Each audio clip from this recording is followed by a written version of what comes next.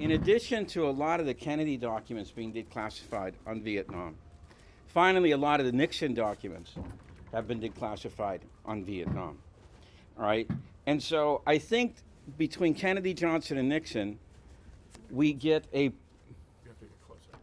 really good view of what those three presidents were about, and you can formulate some kind of value judgment according to that. The other reason I wanted to do this is because when John's book came out, it was such a quantum leap past everything else that it kind of left everything in the dust. All right? And that book is so compelling and well documented that I really thought it was the end game. Well, guess what? It turned out not to be the end game. The way I look at John's book now is he was in the advanced sapper unit blowing up the safe inside the vault. And then the other guys came in and they opened up all these little safes that gave me even more stuff out about this whole thing. And I think today, the way I consider Vietnam is one of the most profane, ugliest, pernicious lies that's ever been hoisted on the public. Amen. That Kennedy was going to go ahead and go into Vietnam. All right? And what I'm going to try and explain is why that cover-up lasted as long as it did. All right. The figure on the left is the military casualties. The figure on the right is the civilian casualties. The whole Pentagon estimate of this is completely screwed up, okay? It's the kind of thing that Gunter Louis uses in his awful book, all right? The reason I chose this study is because this was done by a British medical society that went to Vietnam and knocked on doors and sat down with the people and interviewed them.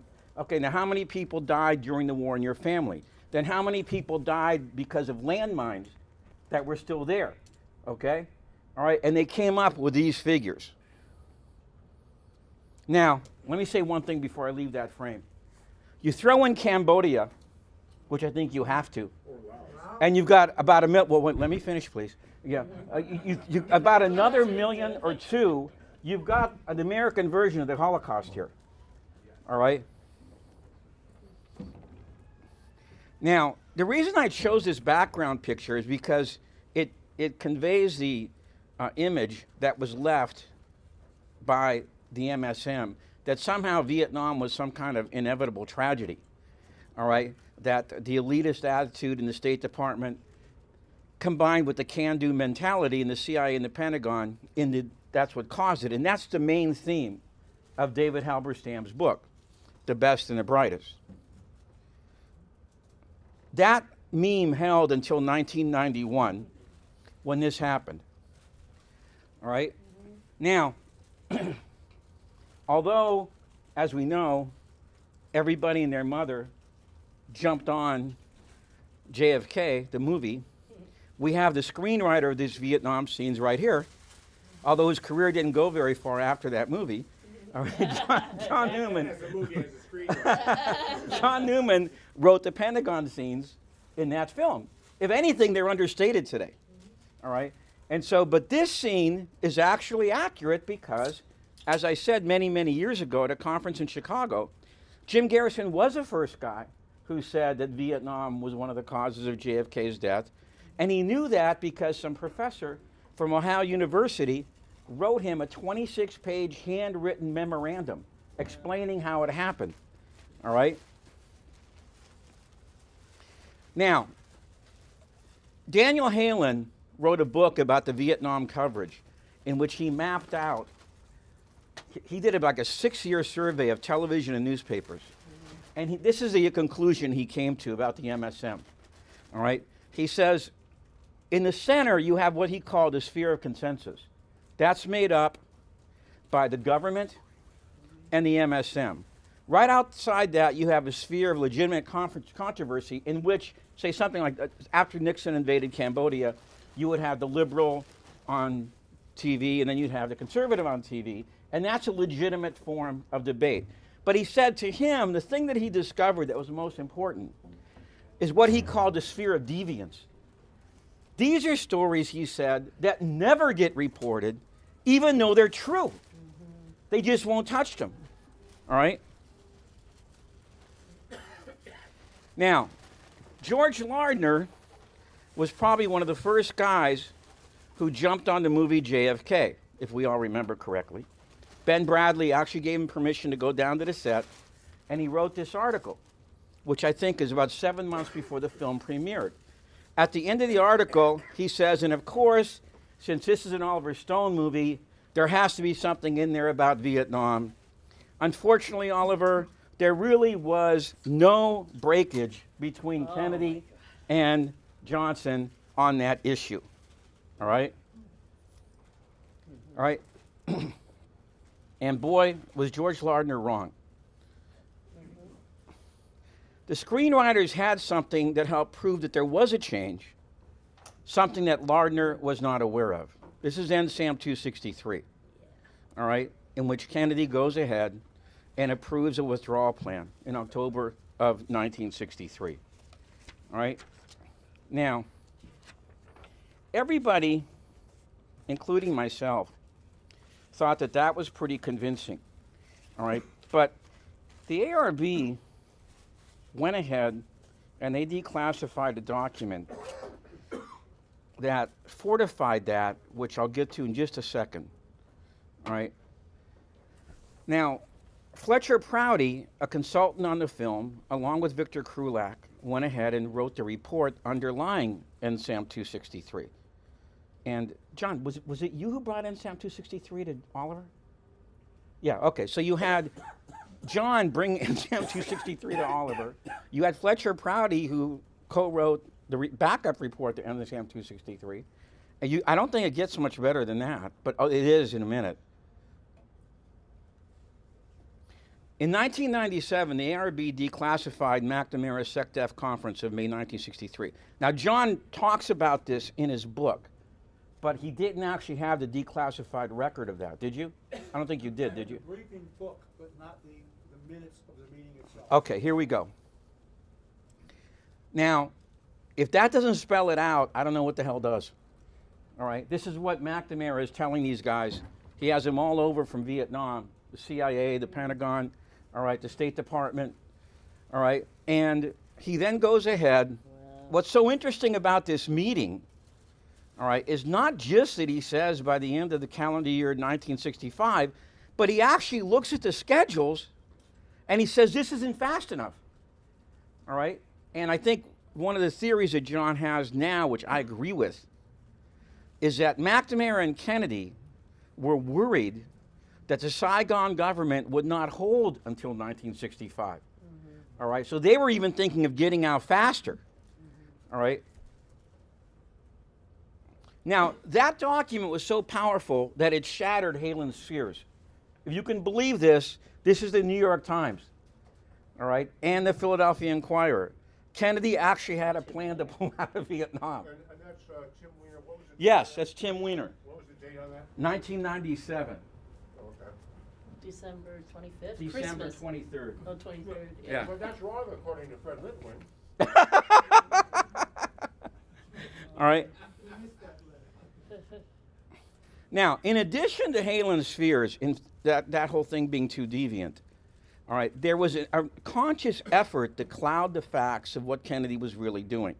And it worked out of both Washington and the New York Media Center, and that's the glorious New York Times there.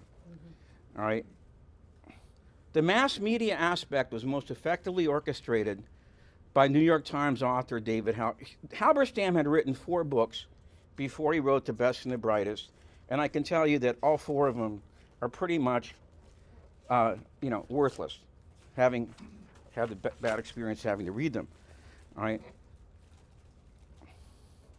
Halberstam claimed to have conducted 500 interviews for The Best and the Brightest. But he does something that to me is simply inexcusable and inexplicable. He doesn't list the interviews at the back of the book. And he doesn't footnote anything. So you don't know where he's getting this stuff from, and you don't know who to attribute it to. All right? To me, I think he did that because he didn't want to explain all the bullshit that got into his book. Prior to be stationed in Saigon, Halberstam had been reporting from the Congo. And when you read his reports from Leopoldville, it's pretty obvious that Halberstam missed the whole story. In fact, the sum total of his is that, like I wrote here, it's a bunch of crazy African natives not worth fighting for, so who cares what the hell happens? What makes that so startling, of course, is that the CIA had arranged about 5 different assassination plots to kill Lumumba. So obviously, somebody cared what the hell was happening there, But if you don't have that information in there, you can't ask the question, why and for what end? Well, once he gets to Saigon in 1962, he immediately reports to CIA station, glad to see so many of his friends come over from Leopoldville, and he teamed up with his buddy, Neil Sheehan. And these guys, to say that they had a strong influence on the reporting there is a kind of an understatement, all right? They both fell under the spell of this man, John Paul Vann, all right? And Vann was at pains to explain to them that the corrupt Diem regime could not win the war, and a direct American intervention was needed. And that was the message that they conveyed. This was in direct opposition to what Kennedy's doing. So Kennedy asked the New York Times to move Halberstam out of Saigon because he's screwing up his plans. All right? So they didn't know. Now, what's so interesting about this, on his crappy book on Bobby Kennedy, Halberstam mentions this dispute, but he doesn't say what it's about. In other words, that I was trying to get a direct American intervention and Kennedy was trying to pull out. That's why he wanted to get rid of me. Now, how much of a hawk was Halberstam? If you read his other crappy book, The Making of a Quagmire, this is one of the most coruscating, vicious attacks on American involvement up to that time that I've ever read. All right? I mean, it reads like a neocon, right? He spared no criticism of the Diem regime, said the USA had gotten in with too little and too late, and implied that John Paul Vann should be given leadership over the conduct of the war. He even said we shouldn't negotiate at all right? He then made like a magician, because when you read The Best and the Brightest, unless you know what to look for, and you're reading very closely, you would never know that he had written that book previously. All right? He now calls the war the greatest tragedy since the Civil War, but he does not admit how he and Sheehan had created that tragedy. And nor does he recognize that Kennedy was trying to avoid it, and how he and Sheehan at the times obstructed him. He does everything he can to go ahead and blur the line between JFK and LBJ. In the entire 670 pages, no mention of NSAM 263. All right? Neither is there mention of NSAM 273 and how it impacted 263. Now, if you did 500 interviews in 5 years, do you really think that not one single person told him about that stuff? Okay? The only reason I could think for something like that happening is everybody's trying to cover your ass. Okay? Now, he didn't think that. He never thought about that, never crossed his mind. All right. Before I proceed any further, I just want to say this. Halberstam died in 2007. Okay? But I want to be clear about this. If he was alive, I'd be saying the same thing. If he was in this room, I'd be saying the same thing. And I would dare him to sue me. All right? That's how strongly I feel about this book. Now, he still missed it, even though the Gravel edition of the Pentagon Papers was published a year before his book came out. And there's a section in there, about 30 or 40 pages long, that discusses this very thing. And he has the chutzpah to say at the end of his book that the Pentagon Papers was released and it corresponds very well with what I wrote in The Best and the Brightest. All right. Okay, this book sold 1.8 million copies. All right, New York Times bestseller list for a year. All right, and it became the CW. All right. Now, let's take a look at what he has to say about Robert McNamara, who ended up getting blamed for the war, to the point that it was actually called, and he calls it in there, McNamara's War. This is what he says, a direct quote. He became the principal desk officer on Vietnam in '62 because he felt the president needed his help. Now, can you imagine that scene happening? John, do you need some help in conducting this war? I'll be glad to help you. Okay. Next page, he writes, McNamara had no different assumptions than anybody else in the Pentagon did. Now, look, it's one thing to get something wrong. I think everybody in this room who's written anything about this case will admit, you know, Tink's writing a whole book about how he was wrong, all right? Okay, you know, that they made a mistake. But it's another thing, I believe, a whole different order of magnitude, to get something exactly the opposite of what happened, all right? It was not McNamara who went to Kennedy on Vietnam. As we know today, Kennedy sent John Kenneth Galbraith's report recommending withdrawal to McNamara in the spring of 1962. And from that point until Kennedy's death, McNamara was fulfilling JFK's intent to leave. All right? That's what really happened. Now, for more evidence of this, let's consider the following tape, made in the fall of 1963, when Kennedy was ramming NSAM 263 through his reluctant advisors. John's chapter on this is very good, I believe. This is McNamara.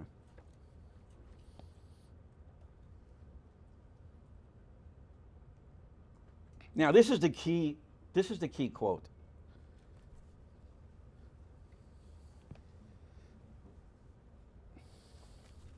Does it get any more clear than that? We need a way to get out of Vietnam. This is a way of doing it. Can I just make one comment?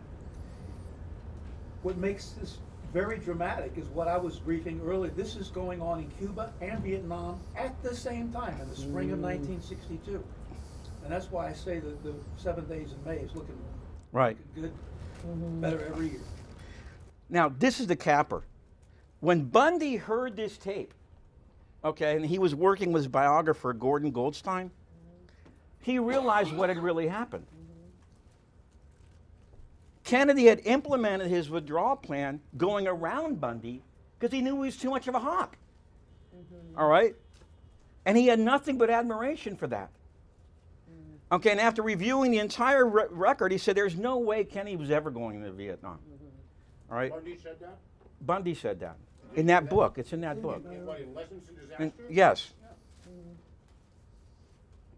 Now, these are some of the witnesses. Bundy didn't read Fred Litwin either, did he? These are the witnesses for Kennedy handing off his withdrawal plan to McNamara. Now, I was talking with John last night. In retrospect, I think it's pretty obvious. This is why Jamie Galbraith became such a fan of John's book, to the point he was his chief advocate in the MSM, because his father told him all this stuff. Yeah. All right? Roswell Kilpatrick says the same thing. John McNaughton said the same thing. Bundy said the same thing later. And we also know that Hillsman said this. Now, Halberstam, throughout his book, very much discounts Galbraith's role, all right? And he also underplays the intellectual impact that Galbraith had on JFK. He tries to shun him off, well, he's only an ambassador to India, okay? But that's the reason when Galbraith turned down being on the Council of Economic Advisors, he requested to go to India, and JFK thought it would be a good idea because then you'll be pretty close to Vietnam, all right?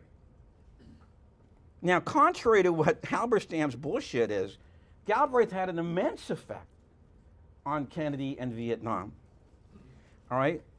He began to warn Kennedy about Diem in the summer of 1961, before the crucial November debates of that year.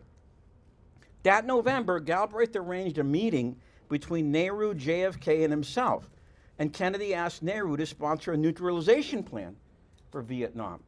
And by the way, Galbraith arranged that meeting to be out of Washington, Jackie Kennedy's mother's house, so nobody could interfere with what JFK and Nehru and he talked about.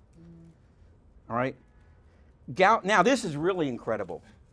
Galbraith had heard about the Rostow-Taylor report, which was the fall 1961 report, which Kennedy sent Rostow and Taylor to Vietnam. All right. Which advised what? It was advised, he recommended they send in troops. Troops, right. Right. Okay. And so Galbraith heard about this report, and he goes over to Rostow's office. All right. And he says, I want to see a copy of this report. I can't give it to you. Okay, it's classified. So a phone call came in. So Rostow walks away from the desk to go to the window to keep the front. He stole the report. Galbraith stole the report off of his desk. All right. He goes back to his hotel room and he starts reading it in horror. Okay. All right. And so he calls JFK and he says, "You're not really going to do this, are you?" Okay. And he says, "No, I don't want to do it. Why don't you write a memo so I can counter these guys at the meeting?" All right. And so he went ahead and wrote, and this is what, so Halberstam to say that Galbraith didn't have anything. This is laughable today. Okay, it's his memo that Kennedy's reading from during these arguments. And something that's not in John's earlier edition, but is probably in his later edition, he showed it to Bobby Kennedy. All right? And Bobby Kennedy was at the meeting. He showed what to Kennedy? His memo or The Galbraith memo. All right? And Robert Kennedy is actually the attack dog during that meeting. Every time Rusk tries to move, he goes, and Bobby Kennedy shakes his head, folds his arms. There will be no combat troops in Vietnam. All right? And he did it about 3 times. And where's this? Where's that written about? That's in Parker's biography of Galbraith. Do you have that in your new edition? What I have is that ever since the end of the Bay of Pigs, JFK made damn sure that any policy meeting, whether it was special group or the NSC or whatever, Bobby Kennedy was sitting right there for the rest of his life. Right. It's actually in Parker's biography of Galbraith. But is there any, All right. any primary sources for this, or just? Yeah, there's notes. There's newly discovered notes about that meeting. All right? Okay, so after the meeting, Galbraith volunteers to go to Saigon. Kennedy agreed, and in April, Kennedy told him to hand-deliver his report to McNamara. The Kennedy-Galbraith gambit for peace through India was thwarted by Averell Harriman's subterfuge. If you want to read about that, it's in Gareth Porter's book. Okay, what's the name? The limits of, do you know, what's the name of it? No, The limits of dominance or something like that? The perils of dominance. It's in that. By the way. It's in that book, yeah. Book. But in April of 1962, with Galbraith in Washington again, Kennedy had him deliver his report directly to McNamara. And there it is. Okay? All right. Now, so Halberstam's saying, "Oh, it didn't really mean very much." Yeah, sure. Okay. All right. 1 month later, after McNamara gets that memo, okay, he makes a request to Harkins to devise his plan to turn over all military operations in Vietnam to the Saigon government. And that's the beginning. That's how the withdrawal plan began, through Galbraith.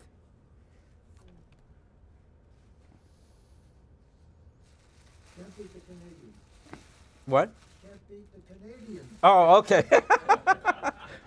All right. Now, let us take a look at what Johnson did with McNamara and Kennedy's withdrawal plan. All right? Keep in mind that LBJ, remember his first address, "Let us continue." All right? Now, this is devastating. If you ever needed a confession by a conspirator, okay, that he's a damn liar, I don't see how it gets any better than that.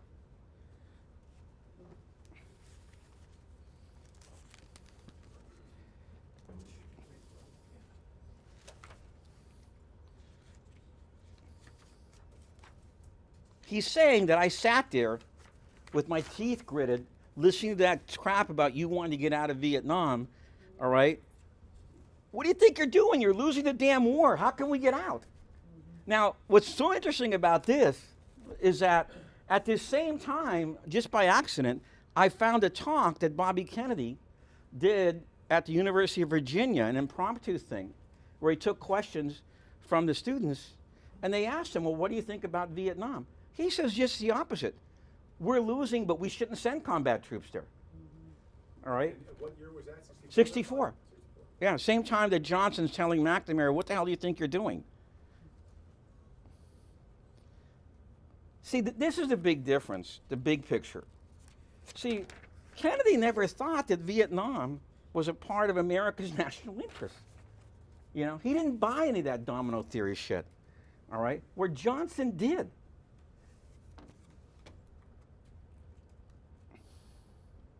This gets even worse now. He actually wants McNamara to sign a memo denying that he ever meant this stuff. This is how bad he wants to erase the record.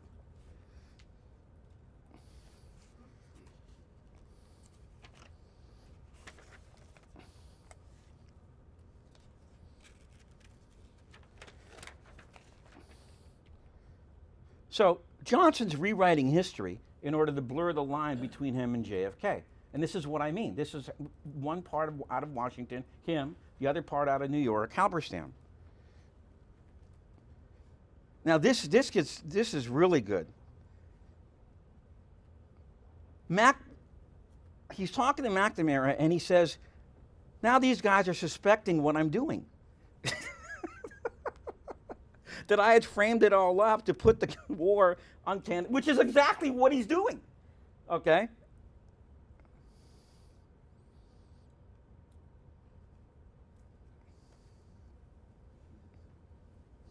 Now, this is another thing it's hard to believe everybody missed. One by one, These are all from tapes of the LBJ. yeah, one by one, everybody starts leaving. It's sort of like Macbeth's castle, you know? And nobody puts this together. Well, why are all these guys leaving? Well, maybe because he's escalating the war?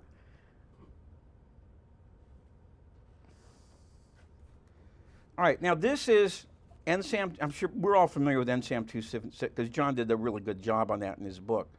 All right, and then there's NSAM 288. Now, NSAM 288 was done in March of 1964, and it was the prelude to bring the war to the North. This is something JFK never considered in 3 years. He didn't want to hear about this. Okay? Well, then in 3 months, he's already mapping out how we're going to bring the war to the North. So he did something in 3 months that JFK didn't do in 3 years. But George Lardner says that there's no breakage in policy. Jim, there's a clause in 673 which is going ahead with plans for the 34A yachts. Right. And that is the day, 2 days before Kennedy. Right. Right. Plan 30, yeah. Now in 72, this book was published, all right, and they actually talk about this issue. And John used this in the first edition of his book, all right. I thought this was very interesting. November 22nd, 1963 issue of Life magazine, the editor is asked for escalation of the war effort, rejecting the withdrawal option. Okay, yeah, but it was in Life, but it's Henry Luce, okay? All right. But the thing is, through Mike Forrestal, we know that JFK never changed his mind on this. He said that we're going to discuss everything, including how the hell we ever got there, because we have about 100 to 1 chance of winning this thing. So he's determined to get everybody on his page, okay? And when they get back from Honolulu, and John has some really very interesting stuff about Maxwell Taylor and the Honolulu Conference. Now, Halberstam labeled Vietnam as McNamara's war. McNamara kept things running in 1964, but was shocked when he discovered that Harkins had deceived him about how bad this is almost funny. If you really know what the hell was going on. As John wrote in his book, there were 2 sets of books on the intel reports. All right? Kennedy knew about them and McNamara knew about them, and Kennedy was cherry picking the good ones to base his withdrawal plan on. And he was ignoring the other one. So McNamara sure as hell knew about this But he also knew that with LBJ in charge, he wants the other books. All right, because LBJ, as he wrote in his book, LBJ knew about that through Burris, that there was a second set of books. Well, documents. All right, now, as Frederick Loval wrote in Choosing War, LBJ had planned on entering the war after the November 64 election. Everything done that year, from about March on, was a pre-planned preparation for that entry. All right, and as everybody here probably knows, the Tonkin Gulf Resolution was written months before that event ever happened. All right, okay. So, but by '66, and this is what's so unfair, what Halberstam does. There's a meeting between Galbraith, Schlesinger, Carl Kaysen, and Goodwin, and McNamara is there. He's showing very strong signs of mental imbalance at this meeting, according to Galbraith. He's depressed, okay, showing a lot of stress. By '67, if you take a look at Ellsberg's book, McNamara would sometimes just sit at his desk and start crying at what the hell's going on. Yeah? Can I share something Sure. that McNamara told me that I haven't reported? At this time, Jacqueline asked for a private session with him, and she grabbed him by his shirt and pounded Right. on his chest. What are you doing? And she pleaded with him to get out of that war and stop. Right. His to McNamara. Yeah. Yeah. So- yeah. I liked a lot of things about Ramparts. I liked a lot of things about Warren Hinkle. I don't think I liked anything better than that quote. Okay? The Best and the Brightest is one of the greatest bullshit books ever written. Okay? If you can have a masterpiece of bullshit, it's a masterpiece of bullshit. Hey, I can now say. Oh, I Litwin? can now say because he's dead. He was my patient. He was? Hinkle was your patient? Your chance. All Tell us what he's right. Now, Johnson escalates the war to unimaginable heights that it's costing $400,000 to kill one Viet Cong, all right, by about '67, which adjusted for inflation is about $3 million per casualty, all right? During the siege of Khe Sanh, and they covered this up very well also, Johnson seriously used considering atomic weapons, which puts him in the league with Eisenhower and Nixon. In about 1997, John was on Pacifica Radio, and he said, what Richard Nixon did in Vietnam with the Vietnamization program was the same thing that Kennedy did. Okay, well, John didn't see, because Nixon fought tooth and nail, every fiber of his being, not to declassify anything until the day he died. And that's literal, till 1994. And when you see this, you'll understand why. I wouldn't want anybody to know about this stuff either, okay? It was completely classified, all right? What I said that was the same, though, was this, that the Kennedy plan was a trickle them out during the election campaign and pull the plug afterwards. Right. Right. And what Nixon did was trickle out until he got reelected and then pull the plug. Yeah, so as far as that goes, but there's a lot of other stuff that Nixon was doing. What I was saying was that what Nixon did, that JFK did, was that. Trickle Right. out till you elected and then pull the plug afterwards. All right. But now, Nixon always tried to say that he wasn't going to blame Kennedy and Johnson for getting America into the war, when in fact, his administration created this whole fake country of South Vietnam.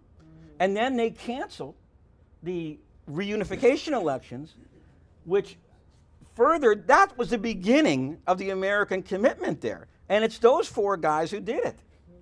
All right? Kennedy would have never had this problem if they wouldn't have done what they did. All right, this is one of the most incredible quotes. I mean, to understand abnormal psychology, Oh my God. how crazy these guys were. I mean, just look at this, Without a taint of colonialism, Dien Bien Phu was a blessing in disguise. I would have had the guy committed, Okay, Foster Dulles wanted to use atomic weapons to bail out the French siege at Dien Bien Phu. and Nixon proposed inserting American combat troops that same month. All right, Operation Vulture.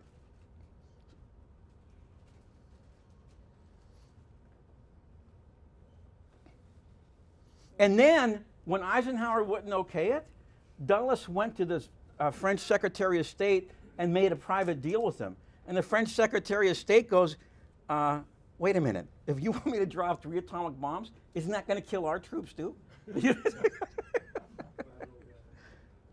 All right.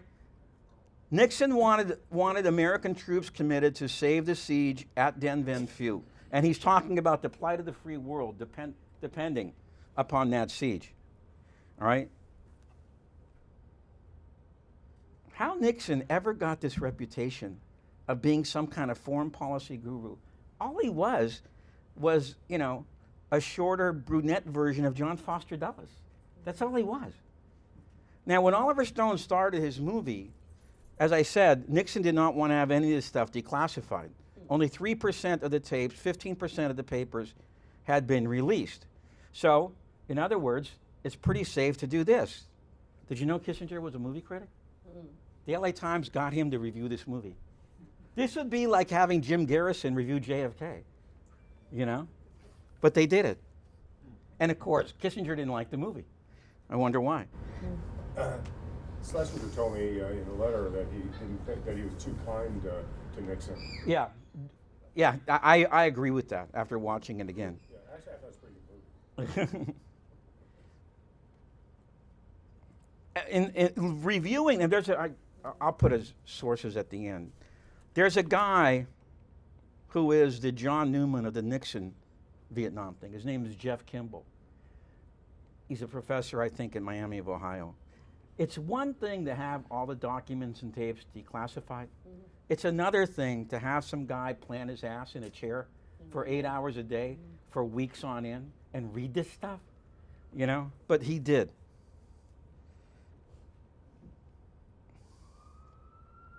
And this is the worst thing that you can really say about Nixon. He knew that you could not win the war once he entered office. And this was the conclusion of NSSM-1, all right? And he admits it here.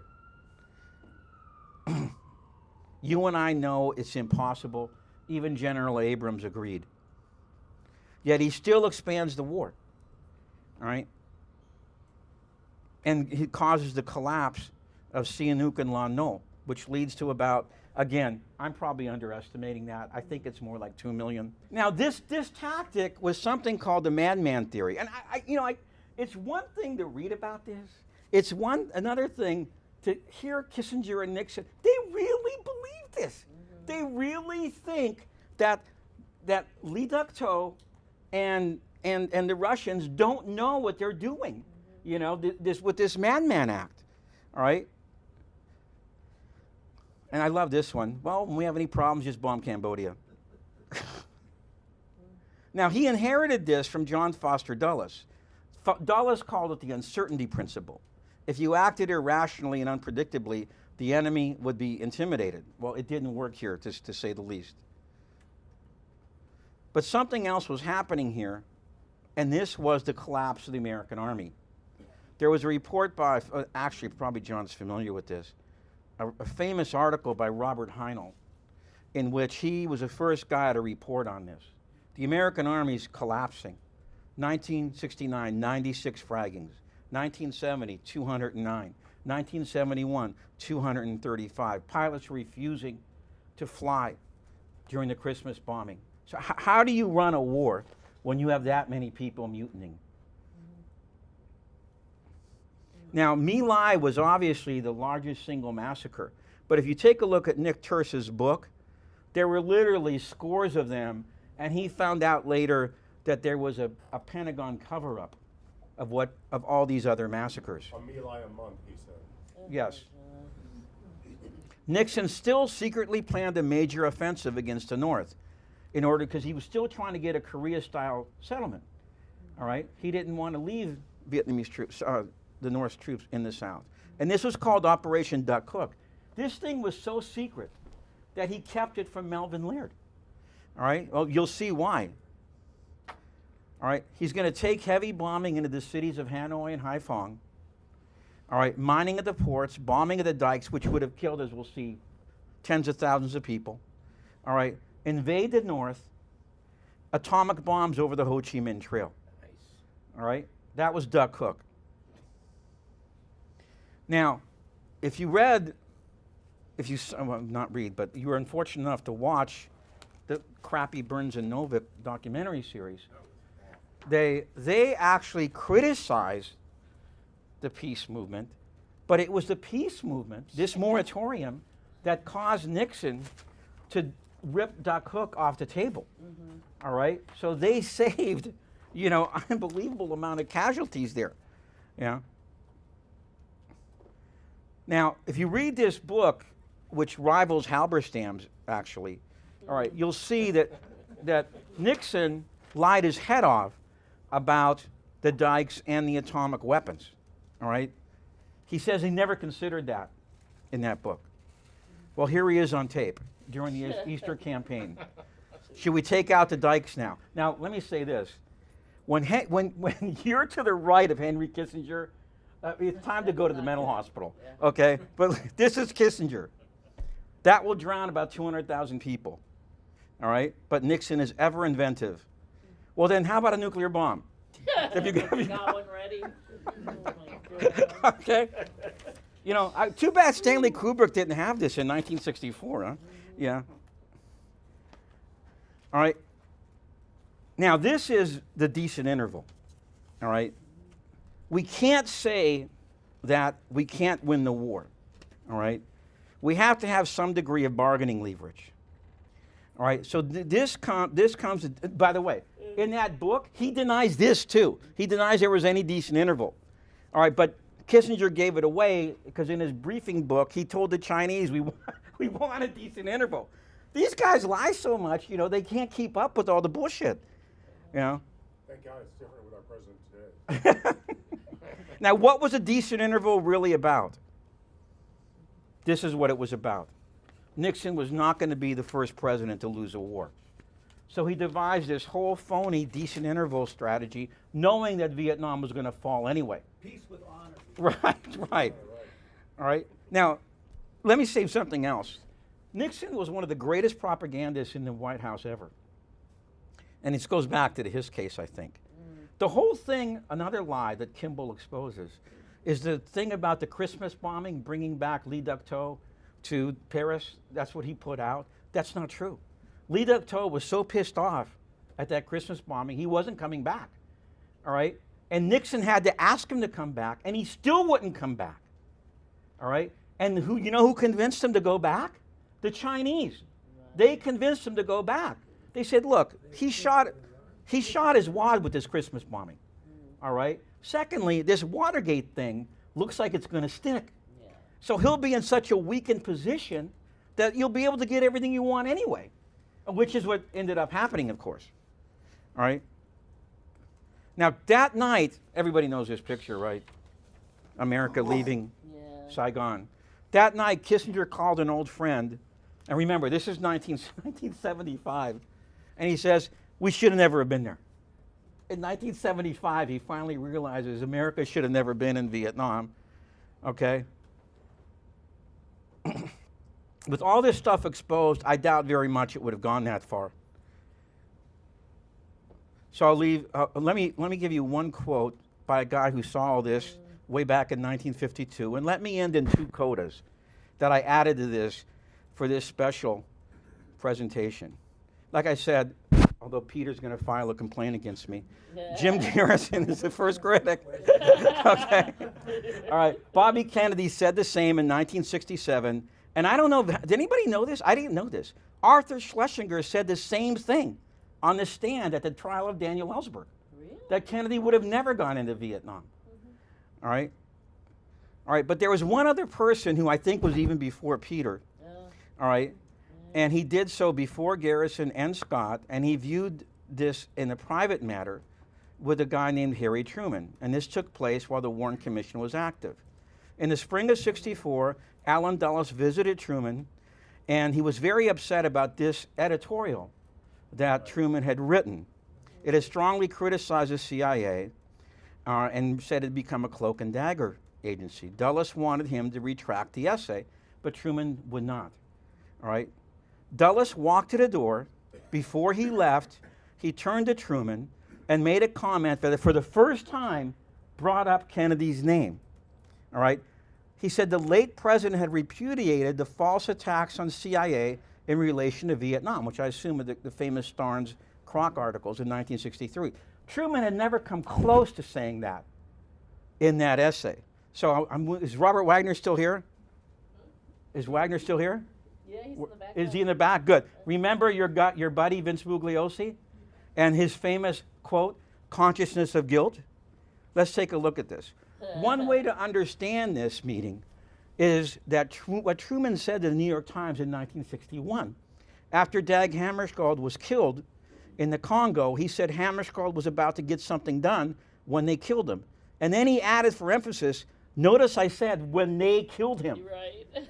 All right? And who killed Hammarskjöld? Susan Williams advances evidence that Dulles was in on that plot. And by the way, the documents that she had reservations about implicating Dulles in that murder have now been verified as being accurate and true. Yeah. All right? So one way to look at that is Dulles understood what Truman said about Hammarskjöld was due to his consultations with JFK in Congo. And now he thought Truman was going to voice similar suspicions about the Kennedy assassination. Okay, Mr. Wagner, please put this in the rewrite of your book. In the trade, prosecutors like Vince Bugliosi call this consciousness of guilt. All right? You're imputing to somebody else what is really actually inside you. And now let me end with this. You know, 6 million people died, and the whole end of the world was going to happen if we fell in Saigon.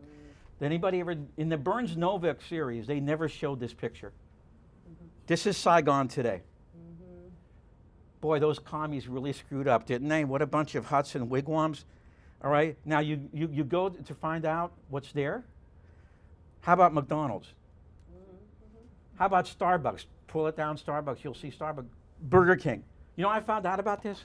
I went to a Vietnamese cuisine restaurant a couple months ago with a friend of mine, and one of the waiters was the brother of the owner. And I said, do you ever go back to Vietnam? And he goes, yeah, about once a month. I go, what's it like? He goes, it's all Starbucks and McDonald's. Yeah. So that's what all those people died for. Yeah. I guess the domino principle was, you know, the Burger King Domino's secret. principle. Domino's, yeah, that's what this was all about. Okay? All right, thank you. Thanks, Jim.